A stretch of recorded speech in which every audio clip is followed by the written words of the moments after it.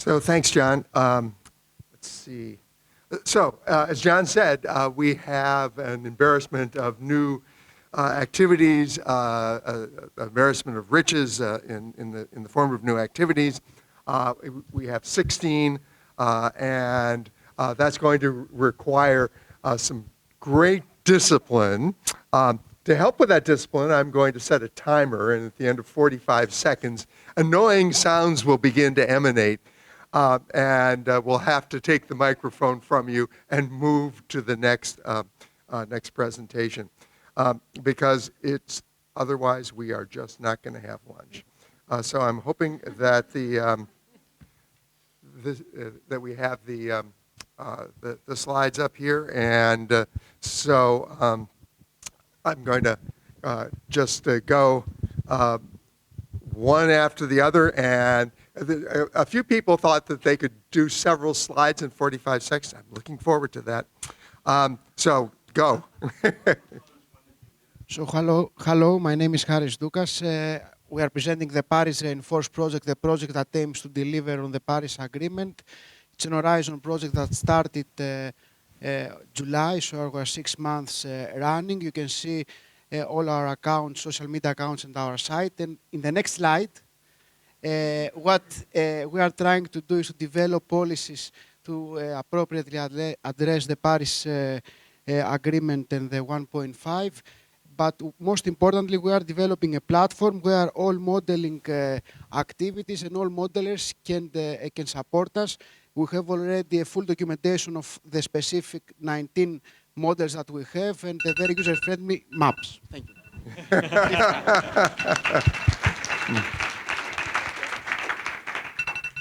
All right, so how do I turn it off? All right. All right, let's try that again. Get an alarm up. All right, cancel. And then let's start again. All right. Hi, good morning, everyone. I'm Ankur. I'm representing Council on Energy, Environment and Water from New Delhi, India. So I want to represent the project which we are doing, GCAM India, building state-level modeling capacity in India. We all know India is a diverse country with 28 states and 9 union territories and have diverse fuel preferences and energy consumption pathways, which actually represents that how... Okay. Okay, I should get some extra time for that.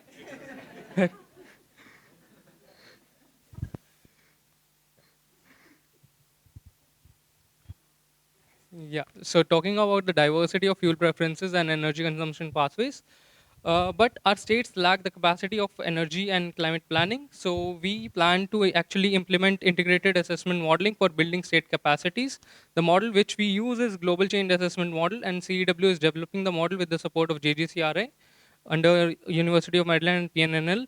So the aim is to develop the state-wise model from the demand side and supply side across the states and support the state level institution to build their modeling capacity and have better planning of our energy and climate. Thank you. Great.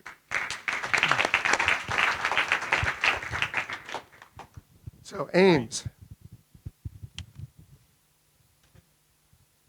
Thanks. So some of you may be familiar with AIMS. If not, it's a group called Analysis, Integration, and Modeling of Earth Systems. It's been around for a while. Jae is a former steering committee member, maybe other people. I've recently joined the steering committee, which is listed there on the left. And as part of AIMS, we are currently launching a working group on the integration of human and Earth system modeling. So this is aimed at fostering methods for integrating with Earth system models, IAMs, or other kinds of human system modeling. We'd like to do this collaboratively with the IAMC, with the Climate Change World Climate Research Program. We're at the stage of establishing co-chairs. So just contact me if you're interested. My email's up there.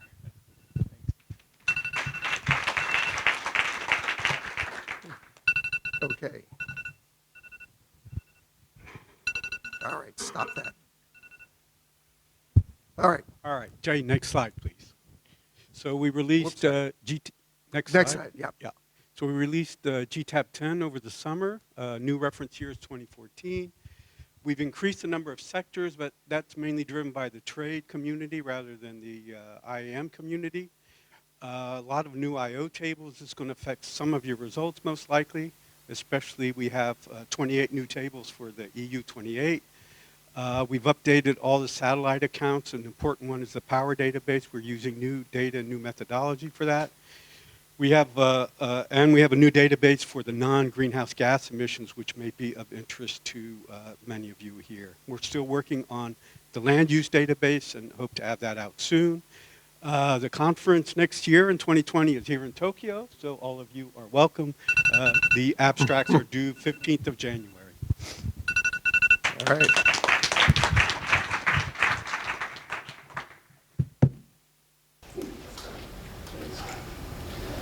Yeah, so this is about the SHAPE project. So the basic idea of this project is to try to develop sustainable development pathways, not only focusing on climate change, but also looking into other dimensions. You can see the various dimensions up here and how they relate to the various SDGs. So we're looking into water, energy, land nexus, sustainable production and consumption.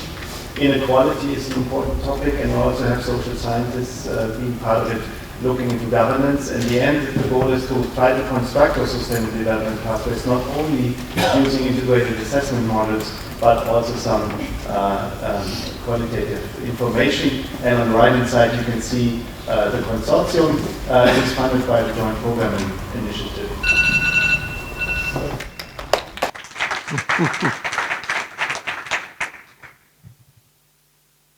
Okay, so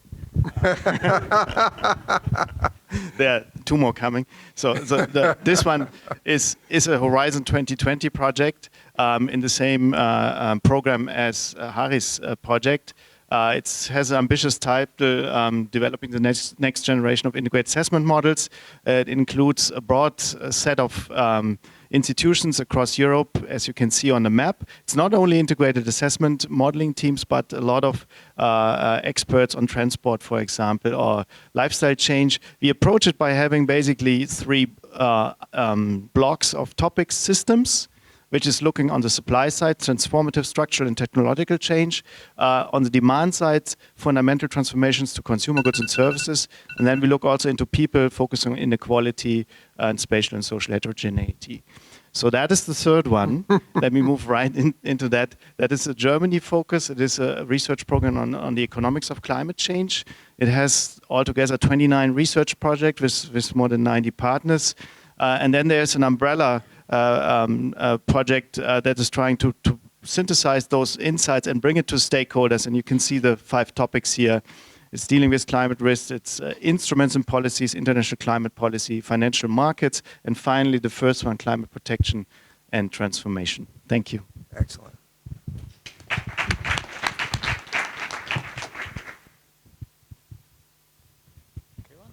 Global actions for reducing greenhouse gas emissions.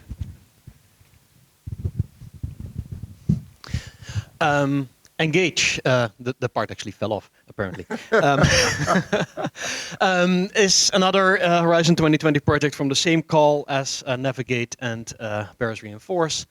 Also started in September for the next 4 years with about 30 partners that you see here, focusing on feasibility and exploring the concept of feasibility of decarbonization on both the national level and the global level. And looking at avoided impacts, co-benefits and trade-offs of sustainable development, and doing all of that together with society in a continuous stakeholder debate.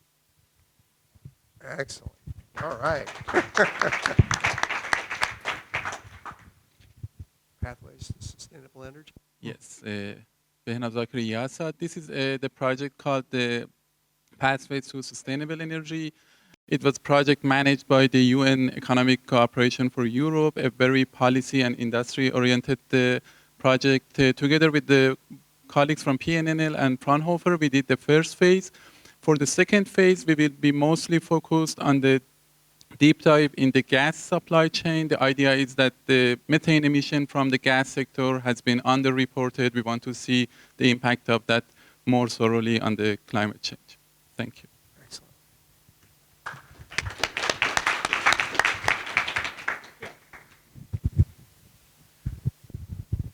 Yeah, the Open Entrance project brings together 15 different European partners to develop an open, transparent, integrated modeling platform. The idea is to couple different tools at different scales, basically power system tools with integrated assessment and demand-side tools.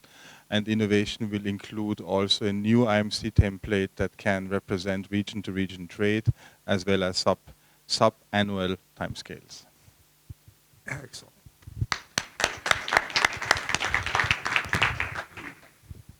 Open decarbonization. Oleg Lugovoy, EDF.org. So this project is based on open models, and open energy models are booming right now. And we're trying to leverage this knowledge with open data and open models and reproduce as much as we can. So the idea is to, if there is teams who develop models and they're happy to help others to reproduce this analysis to others, and there are some other country teams which are happy to do some for their own countries. So this is the project. Don't expect to be funded. It will be completely voluntary exchange. And we expect to have something useful, like scenarios for decarbonization. So personally, I offer 5 first country teams to build country models in 5, in 1 month. Just contact me.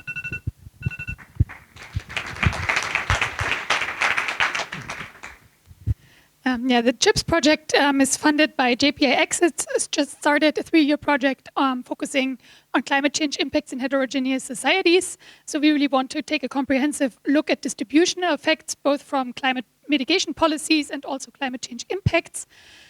We have the IAM community represented by the Remind as a process-based model and NICE as a more CBA type of integrated assessment model. Both of them will be advanced to include distributional effects.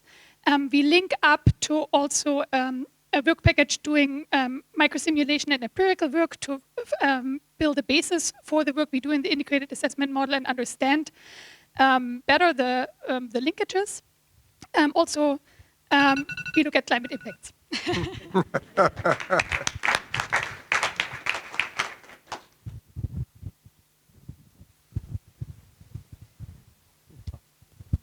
Hi, everyone. I think I was the only one who put 4 projects in one slide. The first 2 ones are with Inter-American Development Bank, trying to increase modeling capabilities in Latin American countries. We had a copy worked with Ecuadorian team from Escola Politécnica Nacional. The 2 bottom ones are related to national trajectories, trying to provide technical information for the Brazilian government to make better decisions, which is currently a challenge. The first one focusing on nexus, clue nexus, and the last one on opportunities for low carbon trajectories in Brazil.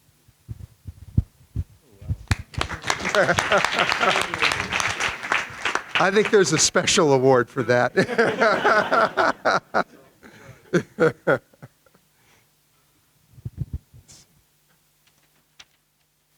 Okay, I try to do this quickly. There's going to be a community climate intervention strategies workshop in Boulder on April 15th to 17th. 3 quick things about it. The idea is to bring together people from a range of communities, ranging from mitigation, CDR, SRM, IAM, impacts, but also governance and ethics. The goal is to think in terms of a unifying framework for research that is useful for policy. And from the role of the IAMC, there is going to be one of the topical sessions in the first day is on an IAM, but I think it's also going beyond just IAMs to produce emission trajectories for other groups, but also people doing IAM have a lot of experience in this kind of end-to-end and integrated thinking.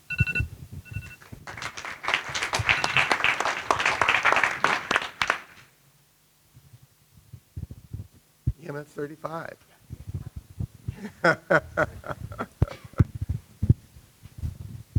Okay, so this is EMF 35, which is specifically focusing on Japan. And we have 5 or 6 modeling teams for national Japan analysis. And renewable energy is our main topic. And this is funded by Ministry of Environment in Japan. Thank you.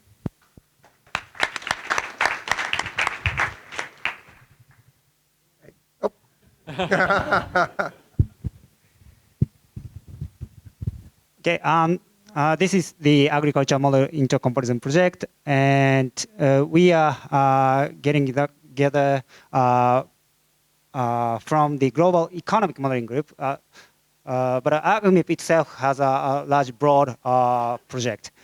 And we had a phase 1 and 2 in the past, and now we are running phase 3, which has a focus on extreme event and mitigation and impact assessments. And that's all. Thank you.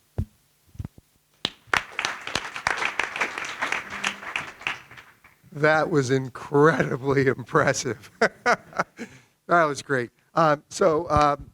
With roughly on time, thanks to everyone here, I turn the floor back over to John.